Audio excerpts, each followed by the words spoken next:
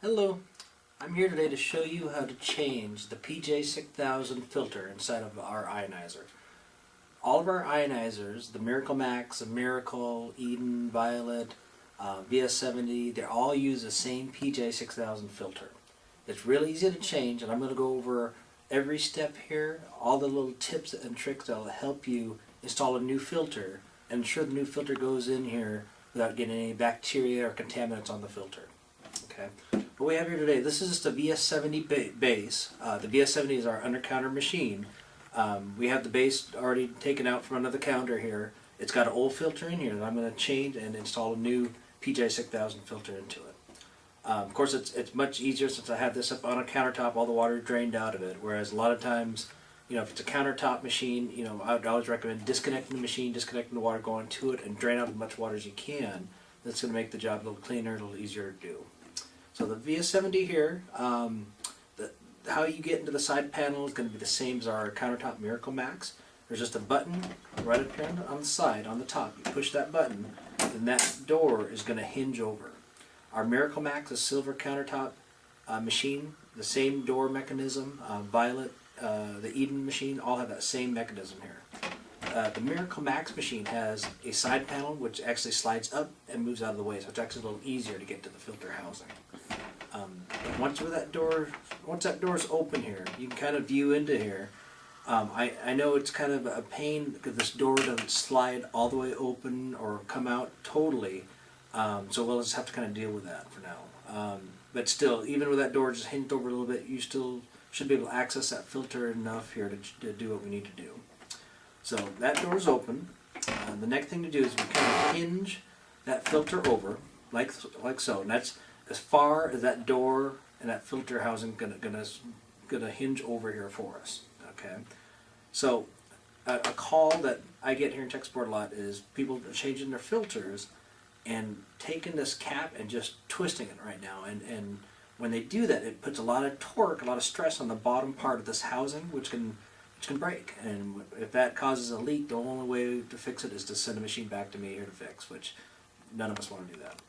So first move is to remove this filter cap. So how we do that is figure out whatever way you can to take one hand, and you need to support that lower filter housing. Support that the best that you can so that it doesn't twist or torque at all. With your other hand, take the filter cap, and if it's been a year since you've changed that filter cap, the O-ring seal that it makes is going to be a really tight seal. So you will have to give it a little force to open that cap. But once it gets turning, it should turn pretty freely. So I'm going to start to turn that and remove that filter housing, or I'm sorry, remove the filter cap. Now when you remove this filter cap, you actually have an assembly in your hand. There's actually three pieces there in your hand.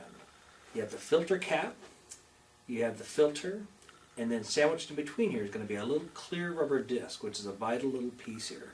And we don't send you that piece when we send you a new filter, so that piece has to be migrated over to the new filter. Okay? So this filter, this is a synthetic paper element here of this filter. With the new filters, you don't want to touch that. You don't want any contaminants touching that filter at all. Anything that comes close to that filter, that filter is like a sponge. It's going to draw it, like odors. Any odors, any contaminants that it touches is going to go into your drinking water if that gets inserted that way. So this is an old filter, so I can use my bare hands here, and I'm just going to unlock it, because right now it's locked in. So what we do, we turn it clockwise, a quarter of a turn, real easy, quarter of a turn, and then that will come out of there. Okay, here's our filter cap, here's our filter, and then the third piece is that little clear rubber disc. And I just use it, push them in the middle of that, and then that little disc comes on out. Okay. The old filter, the PJ 6000 lasts 1 year, and so basically you can just toss that filter once you remove it. Okay. Now after a year, all the contaminants that this filter is taken out of your water is going to be kind of stored on the outside of your filter housing and your filter cap. So since you're only doing this once a year, take some time here, and you want to clean up the inside of the housing and the inside of the cap. What I usually like to do is use either white distilled vinegar, or before you start this, make a strong acid water, and you want to spray down the inside of your cap with the vinegar or the acid water. Take some paper towels and wipe them out the best you can. And after you wipe them out, just take a little bit of water or acid water, just rinse it out just so none of the lint, or the small pieces from the paper towel are stuck in there. But do that with the filter cap, inside of the filter cap, and also on the inside of the filter housing. Just spray a little vinegar or acid in there. Reach in there with a paper towel. And just cleaning off all that gunk, which could be carbon residue, it could be a little bit anything that rolls through your water line. I'm going to take a little screwdriver here and just kind of help get all the small debris out of the bottom of the filter housing here. Okay. So once that's all cleaned up there, and you'll notice once you take out your filter, that's going to be filled with water. So you're going to want to take the whole machine and kind of pour out that water before you start that process of cleaning out the inside of the housing there. Okay, so let's say now we have our housings, that's all cleaned up and ready to go. Inside of our cap here is good, ready to go. Now this little black O-ring you see on this cap, this is what's making that sealing that water out of that, or sealing water inside the housing. We want to make sure that's lubed up, so that way next year when you go to change this, it's much easier to remove. So I take a little bit of petroleum jelly, or if you have olive oil at home, take a little bit of that, and you just want to lube up that O-ring. Just go all the way around the O-ring, either with olive oil or petroleum jelly. Lube that up, and it's going to really help you in a year's time here to remove that filter, and it's also going to help that O-ring stay lubed. Okay, so that's lubed up. So now I'm going to show you a little trick here. There's two ways to do this, but basically the new filter we don't want to touch. We don't want to touch the paper element of that filter at all. One way to do it is to get some latex gloves, and you can put on gloves so you're not actually touching that filter. Or another little way to do it here is how I'm going to show you, where you don't need to touch the filter at all. I'm going to open up a brand new filter here.